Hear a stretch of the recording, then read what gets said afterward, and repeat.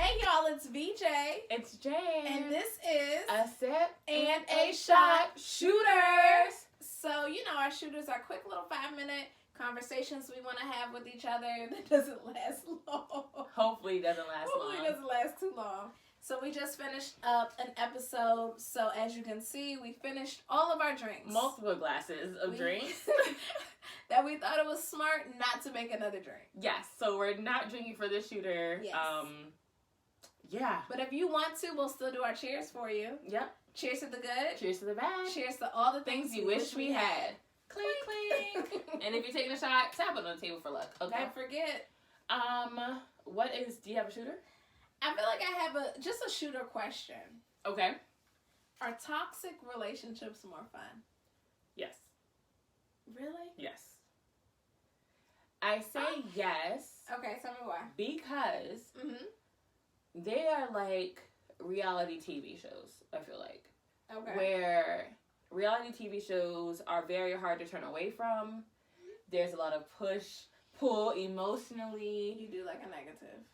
You like if all the reality shows on TV were all positive stories, like, oh, they, fell in love, they've come out of this dark hole, whatever have you, you would be like, oh, okay, everything's sunny in Philadelphia. Okay, but you right now, do you feel like... What? I forgot what my first question was. It was our toxic relationships. More fun. More fun. Okay, there it is.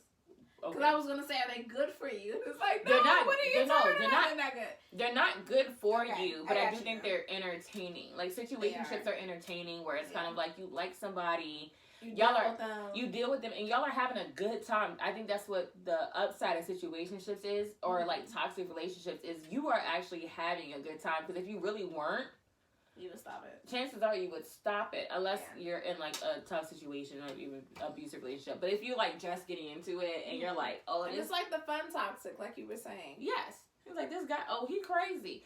That's you since you're gonna step back out of that situation. But there's an excitement. There's a story to give your friends. Yes. Because your friends are always going to ask you, oh, what's going on with so-and-so? Have you talked to so-and-so? Like, girl. And it's like, oh, well, let me tell you what he did. Like, you got screenshots for days. The conversation is always like, wait, what? Yes. Why would he do that? Or, well, what you going to say? Well, y'all, what should I say?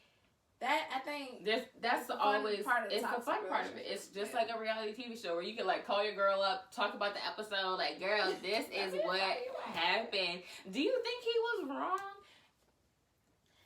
Right now in your life, no, you would not do a toxic relationship. No. When was your last toxic relationship? A month ago. Relationship. I haven't been in a relationship in a long time. Situationship. Okay. The man, that shit is toxic. That shit was toxic. It was toxic. It was very good. It was a very good relation. I learned a lot from that situationship about myself. What's the number one thing you learned about that? About yourself? About myself is that a lot of times, or in the younger years, I would say that I did not want to talk to somebody. Like, I didn't want a man. I did not want a man that would want to talk to me all the time, and like, I didn't care about your day. You know how I'm very much like, I don't care what the fuck is going on. As long as when I call you, you pick up. Right, and that's like something that I learned. It's like, actually, granted, I still don't care about what actually happens in your day, but I would rather a phone call to talk about your day, or like, I still want to have that communication there, where before I thought, I don't want to talk to somebody every day. When it's like, actually, no, I want you to pay attention to me. And I realize that about myself now. Yeah. It's funny that you say that. Because what you got to say, friend? It's funny that you say that because, as women, you kind of take what you can get. Yes. At some point. And seeing what I would perceive as a healthy relationship go awry. Yes. It's always, or go toxic. Uh-huh. Is in that sense of it goes well for a long time. Yes. And there's kind of like a rapport built up. Mm-hmm. and then as soon as someone decides not to continue that rapport or dial into that rapport anymore, yes, that's when it becomes toxic. Because you're still waiting for like, well, wait, this is what we do, and it's like, well, I don't want to do that no more. And it's like I think you're still giving an expectation of something changing, even though in the back of your mind, you know that there's not going to be a change that comes.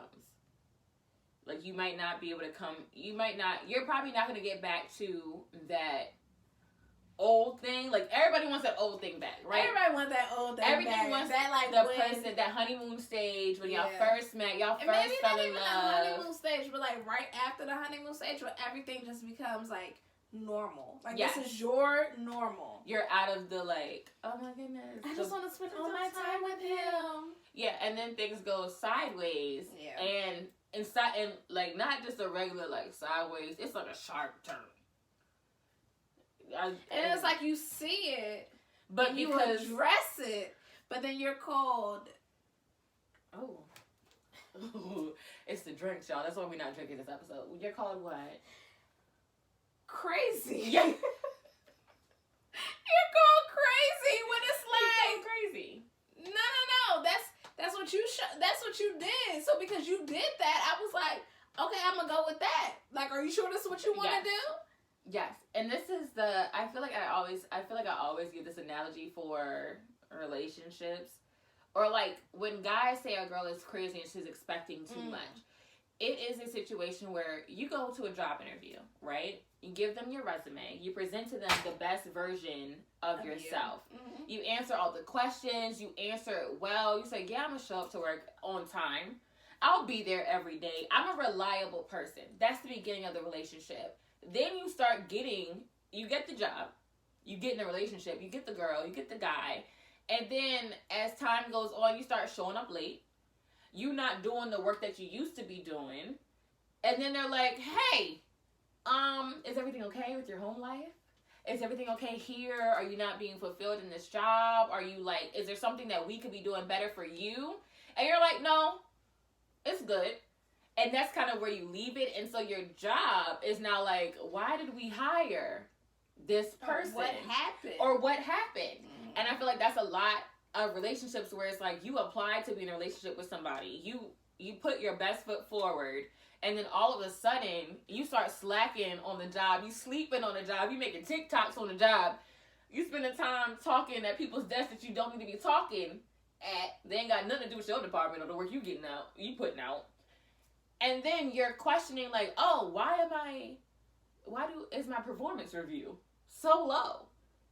Oh, you're talking about you gonna fire me? Some places are like the government. You might not get fired for a long time. You might be in their job for a long time, and other places are like, bye, you got to go. Yeah. But that's always, I think, my favorite thing is like a relationship is also similar to a job where it's like you put your best foot forward those first few months. Like, Black girls, you might straighten your hair to get the job. You show up with braids after you got the job. You like, hey, y'all, what up? My head wrapped. I'm here. I already signed my contract, and my probationary period is over. So, yeah. And some jobs are toxic, just like some relationships. They might be entertaining. The people might be fun. People might be great. You might have a good kiki. But it might be time for you to go. It might be time for you to go. And knowing when to leave is the best thing that you can know for yourself. Have people figure that out? Knowing when to leave and actually leaving. Yes. And I swear up and down, there is no way anybody else can tell you when to leave. You have to be ready yourself. Speaking from somebody that has been in toxic situations. And knowing people in toxic situations, if that person is not ready to go, they ain't leaving. And there's nothing my friend, your friend, I could say to make them ready to go. They have to be ready. They have to be sick and tired of being sick and tired, as Medea said. You gotta be sick and tired of being sick and tired, and that's but when it's always crazy when you feel like you're sick and tired, but you keep waiting for that you're not sick and tired. To happen. You're not sick and tired. You might be sick, but might not be tired. You're sick and tired, but you're not sick and tired of being sick and tired. Okay. Yeah. It's fair. Like, you're not, like, you're over it, but you're not over that not feeling over it enough of being, to, like, leave. Yeah, over it. That's real. Yeah. Sometimes you gotta put that period in. Don't put a question mark where the Lord puts a period. And that's on period. Anyway.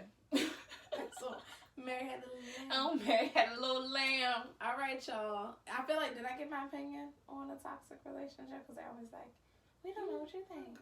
I think so. Yeah. Toxic relationships are fun. And they're only fun up to a certain extent. They're fun for, you know, but at this point in our lives, we don't need toxicity. We need positivity. And we need growth.